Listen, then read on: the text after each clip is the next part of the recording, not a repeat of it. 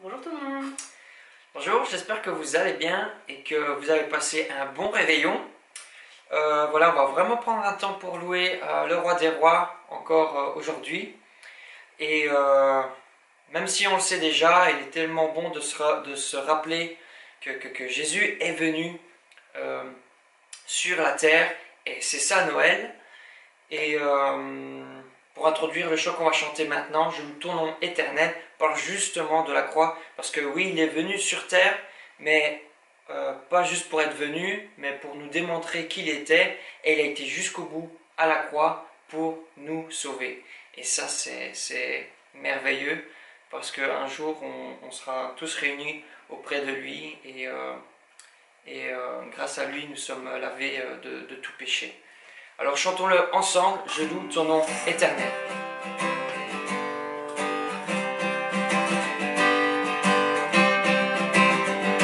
Je loue ton nom éternel. Seigneur, je célèbre ta bonté. Quelle joie tu vis en moi. Quelle joie tu viens pour nous sauver.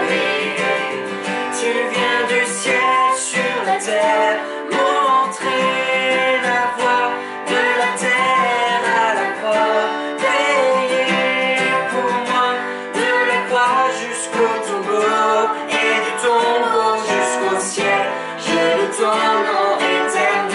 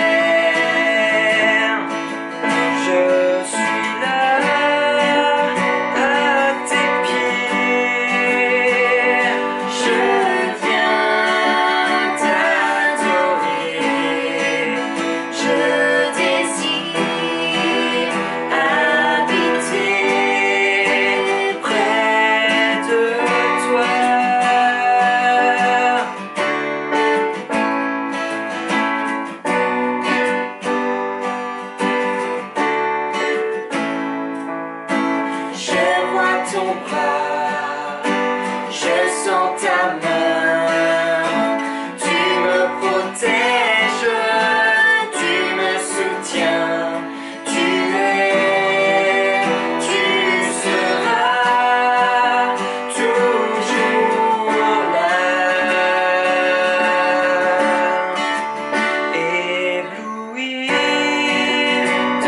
devant toi, éternel, ébahi par l'amour de ton ciel.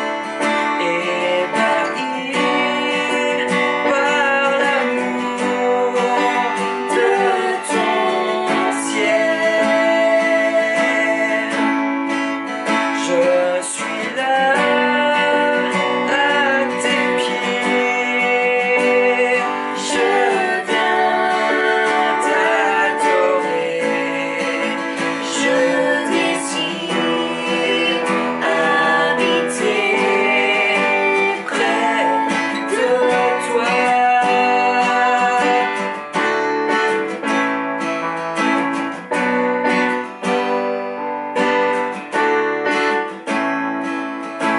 Tu es ma lumière, en toi j'ai un Père, reçois ma prière.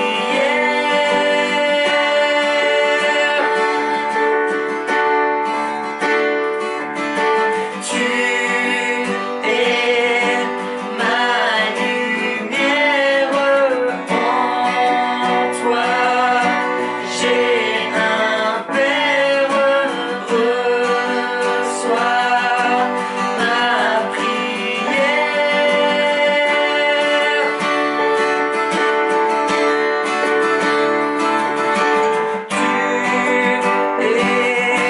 ma lumière,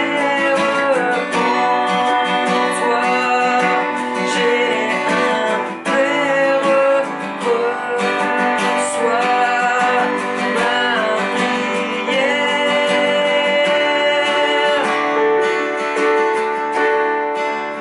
Ébloui devant toi, éternel,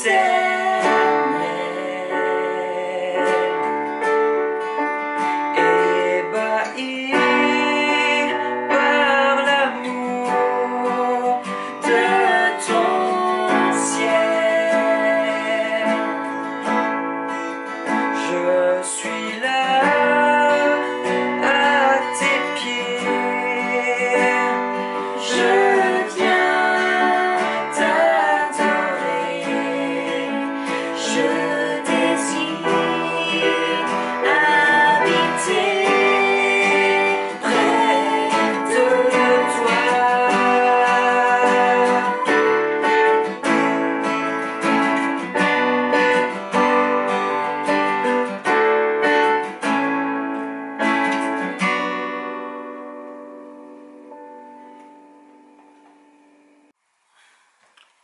Bonjour, avant tout je vous souhaite à tous un joyeux Noël. Et voilà, donc notre pasteur m'a demandé de terminer l'année par un message que nous allons partager ensemble. Et c'est avec plaisir, même si ça me fait un peu bizarre de parler face à un objectif, mais c'est avec plaisir que je vais vous apporter le message. Voilà une année qui s'écoule, une année bizarre. Il faut reconnaître que pour la plupart d'entre nous, et je crois que pour nous tous, c'est la première fois que nous vivons une situation pareille. On entend des mots comme confinement, couvre-feu. On a dû changer notre façon de nous saluer. On doit rester à distance, on doit porter des masques. Il y a quelque temps de ça, tout ça c'était dans des films. Moi, un couvre-feu, à part l'avoir vu et entendu dans un film de guerre, jamais je n'aurais cru le vivre. Un confinement idem. Et je voudrais terminer cette année avec un message, comme à chaque fois, d'encouragement. Nous encourager les uns les autres. Et ce qui fait notre différence par rapport aux personnes qui ne veulent pas ou qui ne connaissent pas ou que ça ne les intéresse pas de connaître Jésus, notre Sauveur. Dans la parole, on peut lire de tous les temps, il y a toujours eu des épreuves, il y a toujours eu des guerres, il y a toujours eu de la misère, de la pauvreté, des pandémies comme nous connaissons, de tout temps. Et l'exemple que je vais prendre dans la parole, c'est dans l'Ancien Testament. Juste bien pour vous montrer que de tout temps, l'homme a dû se battre. L'homme a dû mettre sa confiance en quelque chose pour pouvoir avancer, pour pouvoir continuer à vivre. Et le message ici, c'est dans Ecclésiaste, au chapitre 4, les 3 premiers versets. Et c'est Salomon qui constate comment le monde tourne, comment le monde va mal. Et ce que nous constatons à l'heure actuelle, c'est identique. Vous savez quel est mon travail, je côtoie assez bien de personnes, et je peux ressentir aussi qu'il y a cette oppression sur les gens. Parce que ce que nous vivons actuellement, c'est l'inconnu. On ne sait pas l'année prochaine qu'est-ce qui nous attend. On a déjà la joie de pouvoir se réunir à nouveau début janvier, mais on espère pouvoir continuer. Et on ressent dans les personnes qu'il y a cette pression, cet inconnu, ce que nous traversons sans savoir vraiment l'aboutissement, quand il est, où il est. Et nous, enfants de Dieu, chrétiens, nous avons un privilège immense. Et la parole nous le dit, nous avons quelqu'un à qui nous accrocher, à qui nous confier, à qui mettre tout notre espoir. Et c'est ce qui fait la différence. Et je voudrais terminer cette année par ce message d'encouragement, que nous puissions nous encourager les uns les autres, parce que la parole le dit aussi, que nous avons tous le même consolateur, mais à partir du moment où j'ai le consolateur en moi, je suis apte et à même de pouvoir consoler mon frère et ma sœur. Et idem pour vous. À partir du moment où nous avons tous le même consolateur, nous sommes à même de pouvoir nous consoler les uns les autres. Pour pouvoir nous donner cette force, cet encouragement, de pouvoir traverser les épreuves. Nous ne sommes pas à l'abri des pleurs, nous ne sommes pas à l'abri de la tristesse, nous ne sommes pas à l'abri des épreuves. Ce n'est pas parce qu'on est chrétien qu'on est exempt de tout ça, mais on n'est pas tout seul. Cette année se termine. Pour la plupart d'entre nous, le Seigneur nous a gardés. J'ai eu énormément de peine quand nous avons appris le décès de notre sœur Sonia. Parce que moi, quand je l'entendais rentrer dans la salle avec son accent, c'était le soleil assuré. Je n'ai pas pu même me rendre à l'enterrement parce que j'étais malade. Mais je sais qu'elle est auprès du Seigneur. Je sais, nous savons tous, qu'elle est auprès de notre consolateur. Et la seule chose que nous pouvons dire, Seigneur, prends soin d'elle. Que cette année soit passée, que nous puissions recommencer la nouvelle avec espoir, avec force, et que nous puissions être des vainqueurs. Voici le texte. J'ai considéré ensuite toutes les oppressions qui se commettent sous le soleil. Donc ici, je vous dis, c'est Salomon qui constate tout ce qui se passe, comme nous constatons tout ce qui se passe dans ce monde. Et voici les opprimés sont dans les larmes.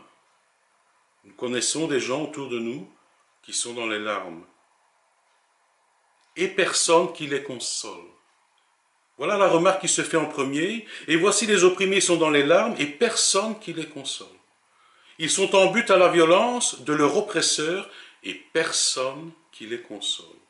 Et j'ai trouvé les morts qui sont déjà morts plus heureux que les vivants qui sont encore vivants et plus heureux que les uns et les autres. Celui qui n'a pas encore existé, qui n'a pas vu les mauvaises actions qui se commettent sous le soleil. Amen. Il est terrible de dire que les morts sont plus heureux que les vivants, tellement les situations sont dramatiques, tellement ces gens n'ont personne pour être consolés, et personne qui les console. Que ce soit ton épreuve, que ce soit la mienne, que ce soit ce que nous vivons actuellement, nous avons le privilège d'avoir un consolateur. Et nous sommes en période de Noël, et c'est cette période que nous fêtons tous, notre consolateur est né. Pour nous conduire tout au long de notre vie sur cette terre, à partir du moment où nous avons donné notre vie. À partir du moment où nous avons dit oui un jour, Seigneur, je veux marcher avec toi. Nous voyons de plus en plus, et nous entendons de plus en plus des personnes qui se suicident. Qu'est-ce qu'un suicidaire? Un suicidaire, c'est une personne qui souffre. Un suicidaire, c'est une personne qui n'a personne en qui se confier, se rattacher, pour pouvoir exposer sa souffrance. C'est pour cela qu'on dit qu'un chrétien ne se suicide pas. Un chrétien qui a le consolateur en lui ne peut pas se suicider.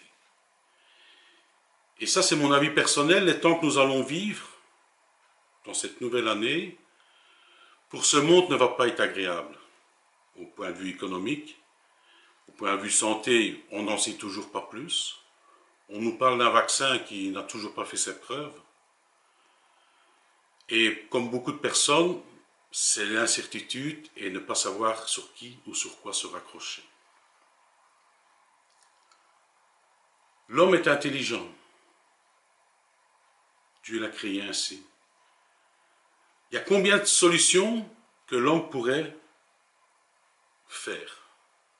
On parle de la misère, on parle de la pauvreté dans le monde. Si l'homme voudrait, il pourrait enrayer tout ça. Mais l'homme qui n'est pas à Dieu est toujours pécheur. Et le péché qui est en lui sera toujours pour le profit, pour l'appât du gain. Et enlever la misère du monde, enlever la famine, ce n'est pas lucratif. Et le péché qui est en lui, cette nature humaine que nous avions tous avant, nous sommes orgueilleux, nous pensons pour nous, et la nature pécheresse est toujours en avant. Pourtant, si l'homme savait que notre Seigneur est loin d'être indifférent à nos souffrances, quand nous souffrons, il souffre avec nous. Et nos souffrances, il les connaît. Il les a souffert sur la terre. Alors, ce message que nous pouvons apporter, et même à nos concitoyens, aux gens que nous côtoyons, aux gens du dehors, c'est que si tu savais comment le Seigneur peut être bien avec toi, et il n'est pas indifférent à tes souffrances, alors je voudrais que tous ensemble nous puissions réfléchir et que nous puissions faire le bien autour de nous. Le bien comme le Seigneur nous fait du bien en nous. Sans rien en retour, juste la satisfaction de faire sa volonté. Dans la parole, il est dit, quand on écrase sous les pieds tous les prisonniers de la terre, quand on fait fléchir le droit d'un homme venant de la face du Très-Haut, quand on fait tort à un homme dans son procès, le Seigneur ne le voit-il pas? Le Seigneur voit toutes choses. Le Seigneur connaît toutes choses. Et il compatit avec nous. Non seulement il compatit, mais il est avec nous. Tous les jours. Dans le texte que nous avons lu, nous voyons Salomon, voyons autour de lui un monde qui rejette les voies de Dieu. Et il constate, comme je vous ai dit, que je constate aussi que les gens, pour le moment, sont opprimés, une oppression qui règne tout autour de lui. Et le malheur règne autour de lui. Et c'est ce monde qui subit toutes ces sortes d'attaques, toutes ces sortes de malheurs, toutes ces sortes de souffrances, et il constate qu'ils n'ont rien pour être consolés. Et il va en arriver à dire qu'il est préférable de mourir que de vivre. Alors que nous savons tous que mourir avec le Seigneur, amen, mais mourir sans le Seigneur, c'est aller au-devant de souffrances pires que les souffrances qu'ils peuvent connaître sur la terre. Dans les psaumes, il est dit « Opère un signe en ma faveur, que mes ennemis le voient et soient confus, car tu me secours et tu me consoles, ô Éternel. » Il est dans des situations que le Seigneur va faire quelque chose, il va réagir. Nous savons tous qu'il est le Dieu des miracles, Il est le Dieu des guérisons. Il est celui qui fait quelque chose quand il n'y a plus d'espoir. Quand, au niveau humain, tout est à l'arrêt, tout est abandonné. Lui connaît toutes choses. Dieu a toujours répondu présent pour réconforter son peuple. Et nous devons commencer cette année avec ce réconfort assuré, un réconfort certain en nous. Dieu est avec nous. Le Consolateur est avec nous. Dans son abattement aussi, Salomon conclut que les morts sont plus heureux que les vivants. En arriver à dire des choses ainsi, c'est grave. Et c'est là qu'on peut comprendre qu'il y a des gens qui en arrivent au suicide. Ils préfèrent mourir que de souffrir sur la terre, en pensant que la mort va abréger leur souffrance. Ah, s'ils connaissaient le Seigneur. Et dans le texte que nous avons lu, on voit qu'il se tourne pour regarder toutes les horreurs qui se commettent autour, sous le soleil. Sous le soleil, c'est ce que nous vivons aussi actuellement. Différemment. Mais l'homme a toujours dû combattre. Et il voit la folie des hommes. Et c'est ce que nous vivons en ce moment, par la situation. Je vous ai dit en commençant, je n'ai, à part avoir entendu ça dans des films, des confinements, des couvre-feux, des pandémies, des morts qui tombent, on ne peut plus savoir quoi en faire, et personne n'est à l'abri. Bien sûr, on respecte au maximum, comme on peut, les directives, mais les nouvelles ne sont pas encourageantes. Mais j'ai un consolateur. J'ai un consolateur qui me console, qui me donne cet espoir que je ne suis pas seul. Et quand je remets mes frères, mes sœurs, quand je remets mon foyer, mes enfants, je sais qu'il est là, qu'il m'écoute et qu'il les console. Aujourd'hui, c'est un grand jour de fête. C'est un jour de Noël. Pour le chrétien, c'est le plus beau des jours. C'est un temps que Dieu nous donne pour être ensemble, pour nous réjouir. Il est vrai que nous devons nous réjouir par caméra, par distance, mais nous devons nous réjouir. Nous réjouir de sa parole. Nous avons la grande joie d'avoir avec nous le consolateur qui nous a été envoyé, son Saint-Esprit. Et il est parmi nous. Et il habite en nous. Et il vit au milieu de nous. Il est présent dans nos cœurs. Et c'est le principal pour chacun d'entre nous. Il vit au milieu de nous. Il agit dans nos vies. Aujourd'hui, nous fêtons sa naissance. Le grand jour où le Seigneur Jésus est venu sur cette terre pour nous sauver et devenir mon consolateur, pour devenir ton consolateur. Il en a fait la promesse. Il est celui qui garde ses promesses. Et sa promesse s'est réalisée. Et celui qui marche avec ne peut pas dire « je n'ai jamais ressenti sa présence ». Ou alors ici est mal pris. Mais à partir du moment où on est sincère, qu'on recherche la présence de ce consolateur, il est présent. Il répond à chaque fois présent. Il n'est peut-être plus physiquement ici avec nous sur la terre, mais nous vivons avec la présence du Saint-Esprit, avec sa présence. Nous devons nous réjouir ensemble. Nous devons être remplis ensemble de son Saint-Esprit. Et c'est grâce à lui que nous pouvons envisager l'avenir. Grâce à lui, si nous avons la foi, que nous sommes réunis ici pour l'adorer. Dans la parole, il est dit aussi dans Jean 14,16 « Et moi je prierai le Père, et il vous donnera un autre consolateur. » C'est ce que nous avons pour le moment. Afin qu'il demeure éternellement avec vous. Éternellement. Pas une période bien définie, pour tout le temps. L'esprit de vérité que le monde ne peut recevoir. Voilà quelle est notre différence. Le monde qui refuse ne peut recevoir le Saint-Esprit. Voilà ce qui me diffère. Voilà ce qui me diffère par rapport à mon consolateur. Parce qu'il ne le voit pas, parce qu'il ne le connaît pas. Mais moi, mais vous le connaissez. Car il demeure avec vous et il sera en vous. Amen. Voilà le grand privilège. Et si il nous arrive que l'épreuve prennent le dessus sur nous, et cela arrive, je dois pouvoir compter sur toi. Je dois pouvoir compter sur vous. Parce que tu as le même consolateur que moi. Tu as le même consolateur que moi. Dans 2 Corinthiens, il nous est dit aussi, béni soit Dieu le Père de notre Seigneur Jésus, le Père des miséricordes et le Dieu de toute consolation, qui nous console dans toutes nos afflictions, afin que par la consolation dont nous sommes l'objet de la part de Dieu, nous puissions, écoutez, consoler ceux qui se trouvent dans quelque affliction. Nous avons ce rôle aussi, en tant que frères, en tant que sœurs, en tant que famille de Dieu, de pouvoir être à même de nous consoler les uns les autres. Non seulement je peux traverser une épreuve, et ce n'est pas parce que j'ai un consolateur et que j'ai la foi en lui que je ne peux pas avoir des moments de faiblesse, des moments où je baisserai les bras. Et si je suis dans cette affliction, je dois pouvoir compter sur mon frère, sur ma sœur, et vice-versa.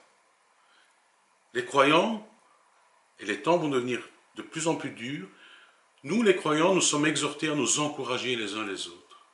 Nous sommes exhortés à nous faire du bien les uns les autres. Que nous puissions commencer, je vais dire, cette nouvelle année en nous exhortant. Malgré cette période difficile où on ne peut pas se voir en chair, mais nous avons toujours le moyen de nous exhorter, ne fût-ce que dans la prière. Que le plus faible puisse trouver la force nécessaire dans mon consolateur, qui est le même que le sien, que celui de mon frère, que celui de ma sœur. Nous savons tous combien une main tendue, une épaule, une oreille peuvent sauver une âme. Et Seigneur nous met ça dans notre cœur. Et je voulais partager ce texte avec vous, ce dernier message de l'année.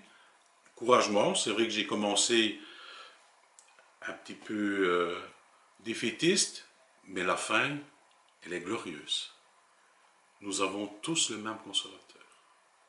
Nous avons ce consolateur qui est là pour consoler dans l'épreuve, dans la maladie, dans la difficulté. Moi, j'ai mon consolateur, tu as ton consolateur. Et si je peux te venir en aide, c'est avec amour, c'est avec besoin, c'est pour faire ce que la parole nous demande. Et je vais en terminer là. Ça fait bizarre, honnêtement, ça fait bizarre de parler à un écran, mais ça m'a fait plaisir de partager ça avec vous. Et c'est vrai que toutes les prédications de notre pasteur nous ont fait du bien, et nous en avons besoin. Et quand il m'a demandé de terminer l'année par un message, je voulais que nous puissions nous exhorter, à nous encourager les uns les autres. Ne jamais oublier que nous ne sommes pas seuls. Nous sommes une famille et nous avons un consolateur. Et nous avons le même consolateur. Il n'y a pas de différence. Il n'est pas plus actif avec un, moins actif avec l'autre. C'est à nous. C'est à nous à veiller. Et voilà, donc je voudrais encore une fois vous souhaiter un joyeux Noël, une bonne fin d'année et surtout un bon début d'année dans le Seigneur. Tous ensemble, que nous puissions être réunis à nouveau, que nous puissions le chanter, que nous puissions à nouveau nous voir en chair, pouvoir nous toucher, nous voir dans les yeux. Voilà, c'est ce que j'espère, c'est ce que nous allons commencer début janvier, et que le Seigneur vous bénisse. Seigneur, je vais te louer, te bénir, te rendre grâce pour ce moment, Seigneur. Encore merci pour ta parole, Seigneur, parce que dans ta parole, Seigneur, de tout temps, Seigneur, l'homme a dû se battre, Seigneur. Mais sa fin a toujours été glorieuse, Seigneur, avec toi. Seigneur. Nous pouvons toujours être victorieux, Seigneur, malgré les épreuves, malgré les souffrances, Seigneur, malgré les pleurs, Seigneur. La victoire est au bout avec toi, Seigneur. Et pour cela, je te dis merci, Seigneur. Je te remettrai, Seigneur, tous mes frères et sœurs, Seigneur, que tu puisses les bénir là où ils sont, Seigneur. Merci de les avoir gardés jusque maintenant, Seigneur. Et que nous puissions ensemble, Seigneur, l'année prochaine, Seigneur, de nouveau, Seigneur, pouvoir combattre, Seigneur. Et ne jamais oublier que tu es là avec nous. toi le consolateur par excellence, Seigneur. Toi qui nous as été envoyé, Seigneur. Toi qui es venu sur cette terre pour souffrir à ma place, Seigneur. Donne-moi, Seigneur, de ne jamais oublier cela, Seigneur. Et pour cela, je te dis simplement merci et sois béni, Seigneur. Amen. Voilà. Encore merci de m'avoir écouté et à l'année prochaine. Et voilà, donc Flavio et Elodie termineront par un très beau chant. Que le Seigneur vous bénisse. Merci.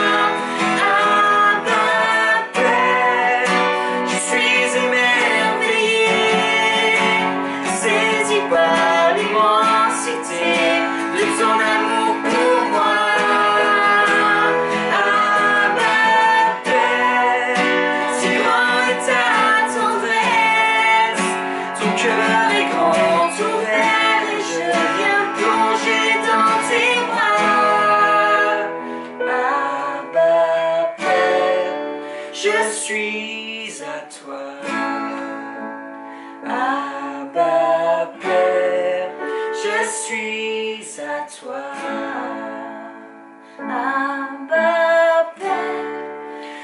suis à toi.